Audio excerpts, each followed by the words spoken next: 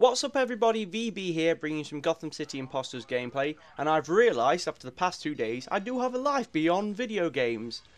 It shocks me, it really does.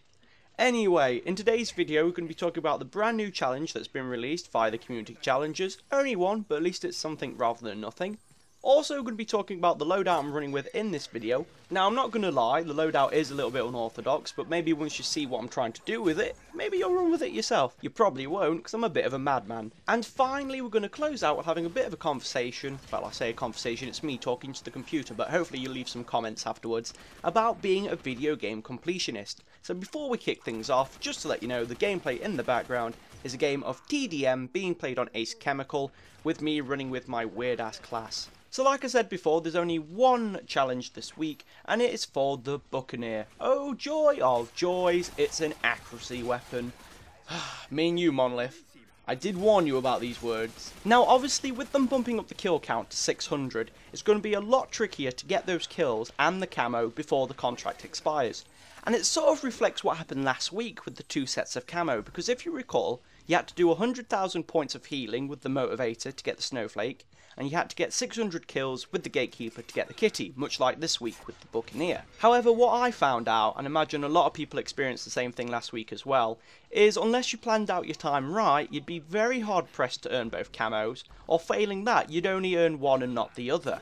So my word of advice for these challenges, now they're bumping them up a bit, is allocate so much time per session to getting so many kills towards the eventual total. So for instance, this week, 600 kills, that's like a couple of hours getting 100 kills with the Buccaneer, and then you can move on, play a different mode, use a different class, and then again you can jump back to the Buccaneer if you want to, or you can leave it till another day. Because I don't know if it's the same for everybody else, but if I'm stuck using a loadout or a weapon that contradicts my normal playstyle, or failing that, it's something that stops me from getting the better results I'd get with a preferred class, the game gets a little bit boring.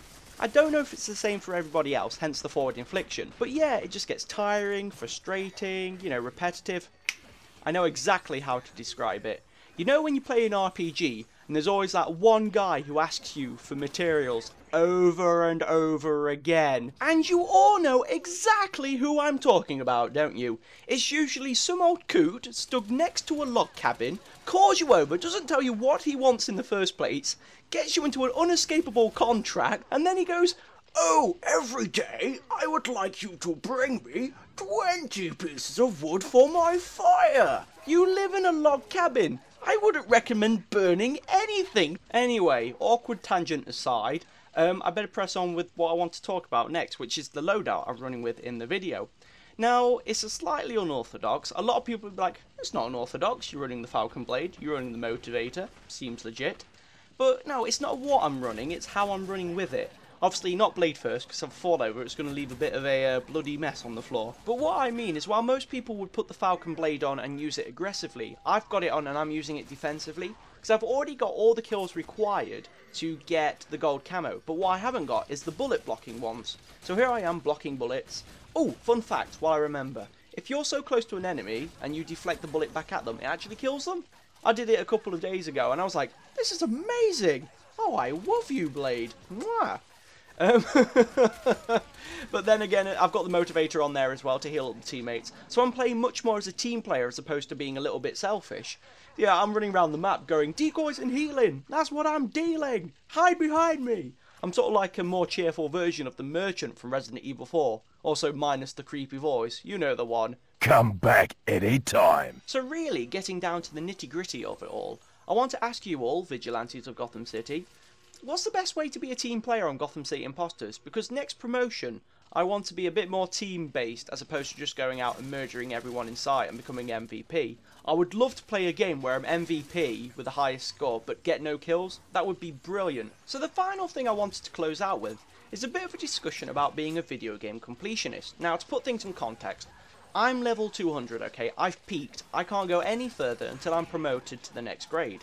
But you see, the thing is, I've got 3 weapons that are quite close to getting gold camo on, and that's the Bear Stalker, the Buccaneer, and the Falcon Blade. Now, the point I'm trying to make here, the dilemma I'm in, is if I promote and go to a higher level, sure I gain the level progress, but I lose all the progress I've made getting the gold camo. But on the flip side, if I stay at a lower level, I can get all the gold camo done, but I lose out on progress other people are making going towards higher levels. Give you another example as well. I was playing today and I saw someone at level 927. That guy probably hasn't got all the camos, but at the same time, he's probably got the highest level in the game I've seen so far. So, he's got a bragging rights. It's a bit of a weird one, really. It sort of emphasises the point about the whole completionist thing. I mean, do you play a game just to enjoy it? Do you play it to get bragging rights for having the highest level? Do you play it to get the most camos? Do you play it just to get all the emblems, symbols, things like that?